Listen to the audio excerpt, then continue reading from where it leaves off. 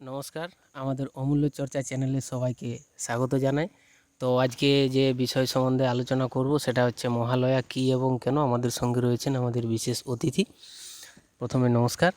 তো আজকে যে শুরু করছি বিষয়টা সেটা হচ্ছে খুব শীঘ্রই মহালয়া গেল। তো এই মহালয়া বিষয়টা কি এবং কেন যদি একটু বিস্তারে বলেন। বলুন। মহালয়া গতকাল গেল মহালয়া। এই যে মহালয়া কিন্তু স্ত্রীলিঙ্গ, পুল্লিঙ্গ নয়, স্ত্রীলিঙ্গ।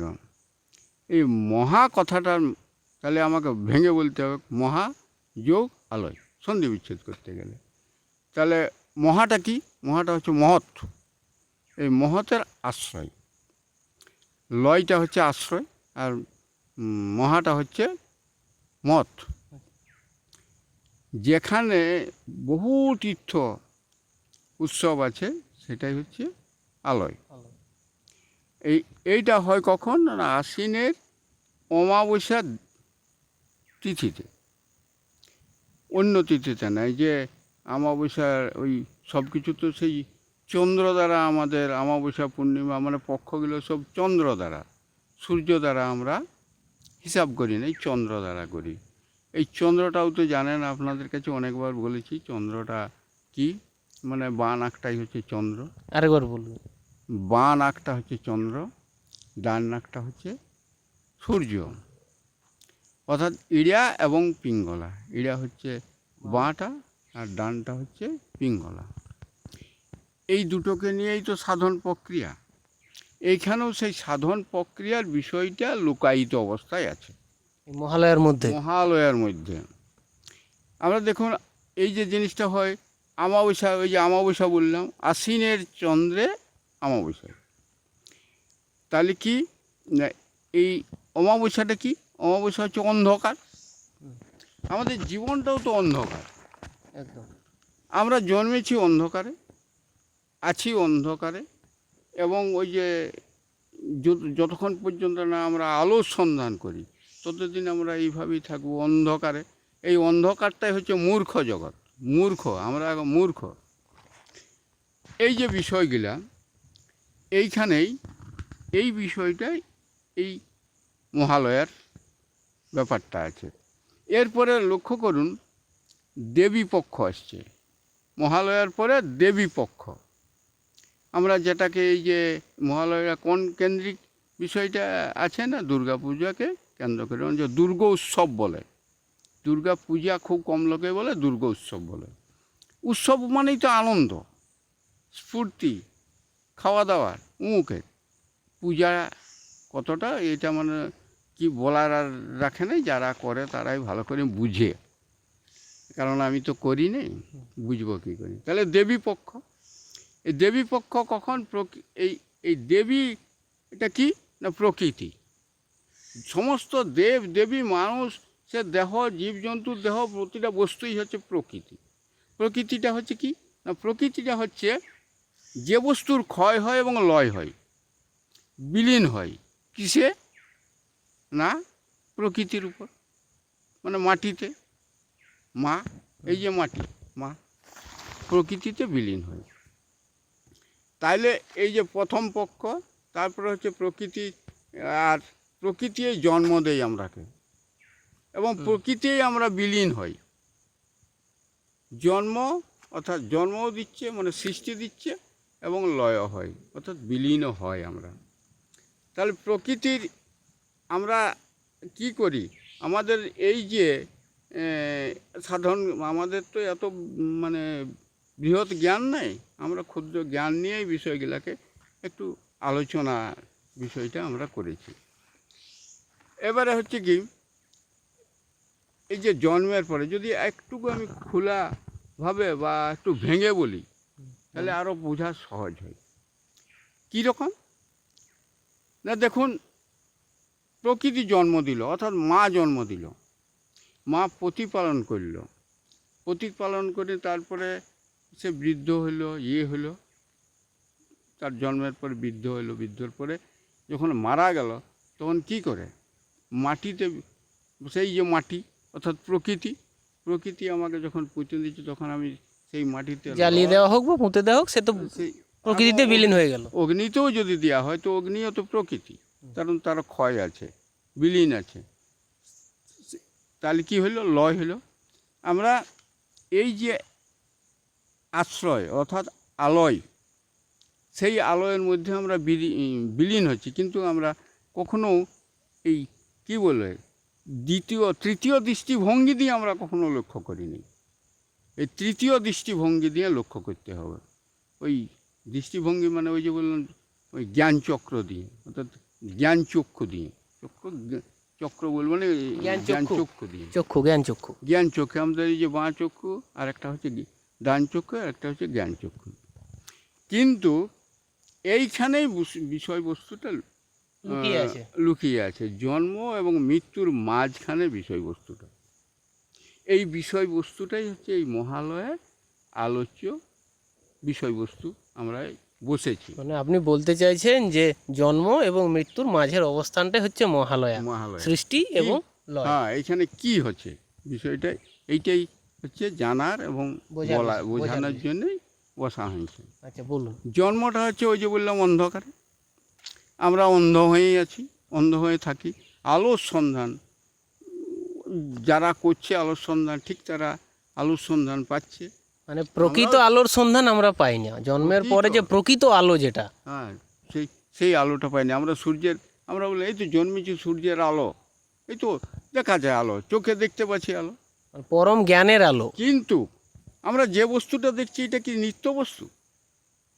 নিত্য বস্তু না। একটা গাছ, মুখ, গরু, বাছুর, বা এই যে দৃশ্য, মনোরম দৃশ্য, প্রকৃতির মনোহর দৃশ্য, মনোরম দৃশ্য দেখছি, এটা তো ক্ষয় হয়, প্রকৃতিটা ক্ষয় হয়, ধ্বংস হয় এটা।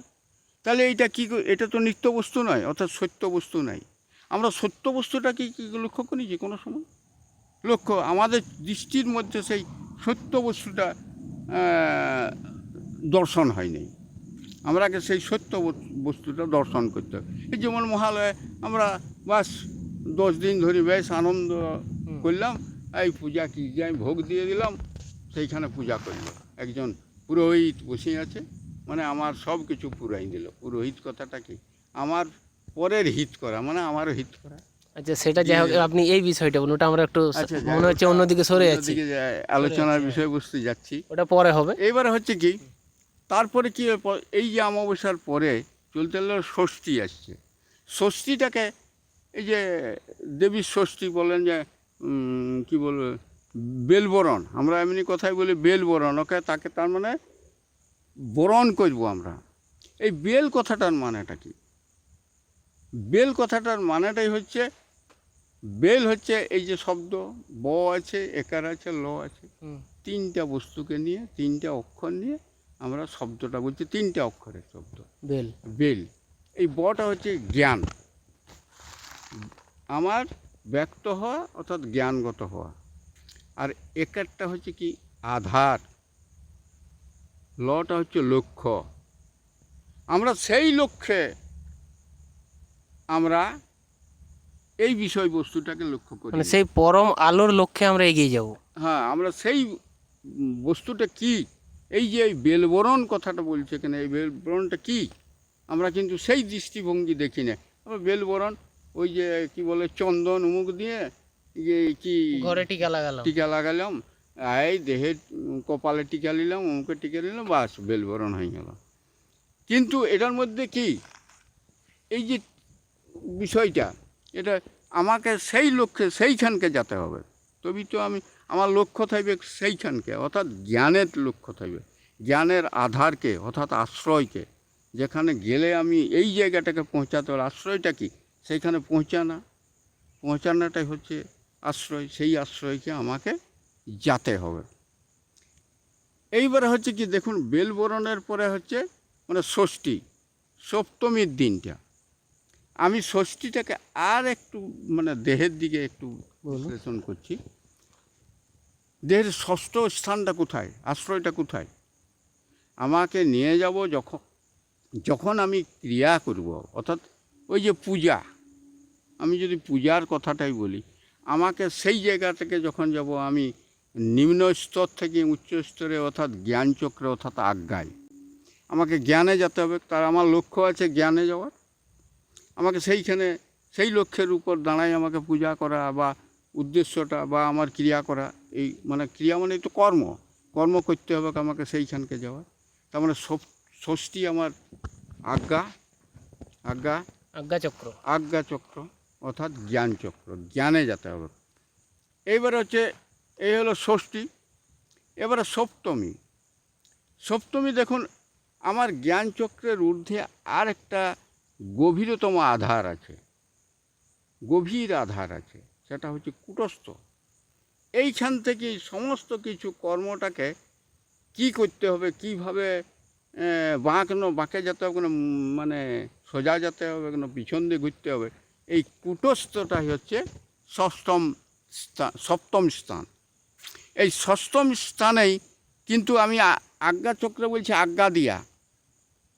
আজ্ঞাটা কাকে দিচ্ছে না, ওই কূটস্থে। কূটস্থে আমাকে আজ্ঞা দিবে, অর্থাৎ দেহটাকে, আমার আত্মাকে, আত্মা পরমাত্মার জন্য দৌড়াছুটা করছে। আমাকে আত্মা তখন দেহকে মানে সেই কর্মে নিয়ে যাওয়ার জন্যে করবে, চাপ সৃষ্টি করবে। এইবারে তাহলে সপ্তম স্থানটা কোথায়? ওইখানটা কূটস্থ। আর হচ্ছে অষ্টম স্থানটা হচ্ছে গুরু, যে গুরু আমাকে বলবে এই কাজ করতে হবে, এই কাজ করা নিষিদ্ধ, গুরু বাক্য মানি নিতে হবে। প্রকৃত গুরু মানে কি? এই গুরু কি এই মানে দীক্ষা গুরু না? না, সে হচ্ছে দীক্ষা গুরু, দিক দেখানোর গুরু। আমার এটা কোনো মনুষ্য নয় না, এইটা এই বিষয়টা পরিষ্কার হওয়া প্রয়োজন, নাহলে সবাই ভাববে যে আমাকে ভুল পথেও চালনা করতে পারে। দীক্ষা দিল, এই ভুল পথে। এইটাই হচ্ছে দীক্ষা কথাটার মানেটা কি? দিক দেখানা, যে এই দিকে যেতে হবে, এই পথে যেতে হবে, এইটাই তো দিক। আমার পূর্বে যাব না, পশ্চিমে যাব না, উত্তরে যাব না, দক্ষিণে যাব না, ঊর্ধ্বে যাব না, অধে যাব না, ঈশান্য নড়িতে যাব, বায়ুনে অগ্নি যাব, এই দিক, ওই দিক নয়। এটা সেই হচ্ছে দীক্ষা দেওয়ার। আমার দেহের অভ্যন্তরীণ গুরুর কথা আপনি বলতে চাইছেন? সেই গুরু, সেই গুরু, সেই যিনি আমার আত্মাকে নির্দেশ দিচ্ছেন, নির্দেশ দিয়ে পথে চালাবে, সেই গুরু হচ্ছে অষ্টম স্থান। অর্থাৎ অষ্টম স্থানকে আমাকে যেতে হবে, অর্থাৎ ওই আশ্রমকে যেতে হবে, ওই আশ্রয়কে যেতে হবে। এইবারে অষ্টম দিন, তার মানে এই অষ্টমীর দিনেই আপনারা দেখছেন তো বলি দিচ্ছে। কাকে বলি দেওয়ার কথা বলিছে? বলিটাকে কীটা বলি দেওয়ার কথা বলছে? আমার পশু বলির কথা এরা দিচ্ছে, পশু বলি। কিন্তু আমার মধ্যে যে আসরিক শক্তি পশুগুলো আছে, যে পশু আমাকে বিপথে চালাচ্ছে, এতদিন ধরে বিপথে চালাই এসেছে, সেই বিপথে পরিচালনা করছে যে পশুগুলো, জানোয়ারগুলো, সেইটাকে বলি দিতে বলেছে। দেহের পশুবৎ আচরণগুলোকে, আচরণ মানে তো 10 ইন্দ্রিয়, এগুলো তো আমার আচরণে আমাকে বিপথে চালাচ্ছে। তার মানে এই যে পশু, এই পশুগুলোকে বলি দেওয়ার কথা বলেছে। কিন্তু আমরা ধরি একটা জীবকে দিয়ে দিলি, তার আত্মাটাকে করলি, সেই আশ্রয় থেকে ছুট করলি। এটা কিন্তু এই মহা অষ্টমীর দিনে এইটাকে, এই যে এইখানেই কিন্তু মহা অষ্টমী, মহান কিছু একটা, মহান কিছু, অর্থাৎ শ্রেষ্ঠ। এইখানটায় এই সবগুলোকে, এই যে মানুষকে এখনকে যে মানুষগুলোকে বিভ্রান্ত করছে যে মহা অষ্টমীর দিনে আরে ছাগ বলে দিতে হবে। কোথাও দেখেছি, আমি একবার গেছিলাম পিতল কাঁটি, সেখানে দেখছি কাড়া বলি দিচ্ছে, ছাগল দিচ্ছে, কাড়া দিচ্ছে, বলি দিচ্ছে। তার মানে হচ্ছে কি, আমরা বলি দিয়ে মাকে সন্তুষ্ট। মা নিজের সন্তানকে কোনো দিনে করতে পারে, এটা তো সাধারণ জ্ঞান থাকা দরকার একটা মানুষের, সাধারণ জ্ঞান, যে মা কোনো দিন নিজের সন্তানের রক্ত পান করবে, নিজের সন্তানকে যখন হত্যা করতে যেছে তাকে ক্ষমা করবে। তো আমরা বলছি পুণ্য করছি, কিন্তু পুণ্য হচ্ছে কি, পুণ্য হয়নি। তো এই জন্যে সেই তারপরে এটা অন্য প্রসঙ্গে চলে যাচ্ছে আমরা। অষ্টমীতে পৌঁছালাম, অষ্টমী, মহা অষ্টমী। নবমী মানে নবম দিন, অর্থাৎ নবম স্থান, পূর্ণ স্থান। সংখ্যায়ও দেখুন 9 পূর্ণ, 9 পূর্ণ। আমরা পূর্ণ স্থানে, অর্থাৎ পূর্ণ জায়গায় সব কিছু বলি দিয়ে, সব কিছু বিসর্জন দিয়ে, যা কিছু আছে মানে নিজের মানে যেটা আমাকে বিপথে চালায় সব কিছুকে বিসর্জন দিয়ে, অর্থাৎ লয় করি। মানে ওই যে বললাম 10 ইন্দ্রিয়, আমার 10টা হাত সেই 10 হাতকে আমি করিনি, আমি চলে আসছি কোথায়, পূর্ণতায়, অর্থাৎ এক পরমাত্মার স্থানকে আমি চলে আসছি। পূজাটা কিসে করে? দেবদেবীকে পাওয়ার জন্যে, পরমাত্মাকে পাওয়ার জন্যে। তাহলে আমি সেই নবম স্থানে পূর্ণতা পালি, সব কিছুতে আমি পূর্ণতা পাওয়ার ফলে আমি নবম স্থানে, নবমীর দিন, এবারে নবমীর পরে কি হবে? বিসর্জন। তাহলে দশমীর দিনে আমাকে যেহেতু বিসর্জন প্রকৃতি, অর্থাৎ আমার মৃত্যু ঘটবে, সহস্রায় যখন যাবে কোনো মানুষ, মানে তার ক্রিয়ায় ওই ওই মানে কি বলে অনুষ্ঠান দিয়ে সে যদি যায় তাহলে তার মৃত্যু ঘটবে। এবার মৃত্যু ঘটলে কোথায়? মৃত্যু হলো মাটিতে মিলালে জন্মেছি মায়ের কাছে। অর্থাৎ আরেকটু বলে দিই, প্রকৃতিটা আমার মূলাধার, কিন্তু ক্ষিতি কথাটা বলা হয়। ক্ষিতি মানে তো মাটি, এইখানে আমার ক্ষিতি, তার মানে মা, আমার নিম্নে মা, বিলীন হব মায়ে, অর্থাৎ আমাকে নিজে পুঁতে দিবে, মাটিতে আমি মিলাবো, অর্থাৎ লয় হইল। এইটাই হচ্ছে, দেখুন সেই মাটিও হচ্ছে প্রকৃতি, প্রকৃতি দেবী, আগুনও প্রকৃতি, আগুন প্রতি, এই যে দেবী, এইটাকে আমরা মহালয়া থেকে দুর্গা ব্যাপারটা আসছি। আবার অনেকে এখন হয়তো তোমাদের মধ্যে প্রশ্ন জাগতে পারে যে সত্যিকারে কি ভগবান বলছে, ভগবান পরমাত্মা পূজা করিয়েছে, কথাটা বলে। হ্যাঁ, সে স্বয়ং রামচন্দ্র নাকি পুজো করেছিলেন, আজকে যাকে পরমাত্মা বলি করছে, সেই পরমাত্মা পূজা করিয়েছে, পরম পুরুষ রাম। হ্যাঁ, পূজা করিয়েছে। কিন্তু বাল্মীকি, লেখা তো বাল্মীকি, তার কাছেই তো বিষয়টা জানা আমাদের পক্ষে সম্ভব।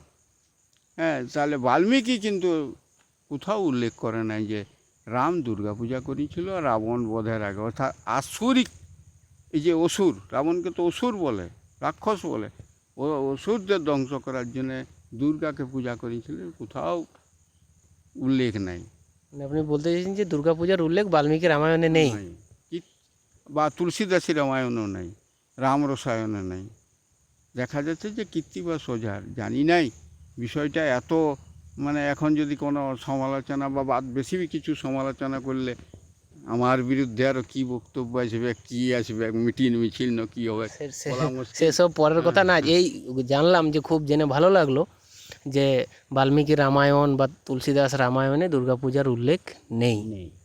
আচ্ছা, উল্লেখ নেই। এবং আরেকজন বিশিষ্ট ব্যক্তি কিন্তু উনিও উল্লেখ করেছেন এই একই কথা, হরপ্রসাদ শাস্ত্রী মহাশয়। হরপ্রসাদ শাস্ত্রী মহাশয়, আপনারা বিশিষ্ট যদি করেন তাহলে ক্যামেরাটা ধরুন, আমি ধরে দিয়েছি সেই পৃষ্ঠাটি, এই যে আন্ডারলাইন করা আছে, আচ্ছা, সেই পৃষ্ঠাটি দেখুন। আচ্ছা, ঠিক আছে, আমরা আমাদের দর্শক বন্ধুদের দেখিয়ে দেবো বিষয়টা, বা দেখানোর চেষ্টা করব যে উনি কি বলেছেন বা লিখেছেন। আন্ডারলাইন আমি করে নিয়েছি। ঠিক আছে, এটা আমাদের কমেন্ট সেকশনে অবশ্যই দেওয়া থাকবে। তো আশা করি মোটামুটি মহালয়া বিষয়টা ক্লিয়ার হলো। তো পরবর্তীতে এরকম আরও কিছু তথ্য নিয়ে হাজির হব আপনাদের সামনে। ততক্ষণের জন্য ধন্যবাদ।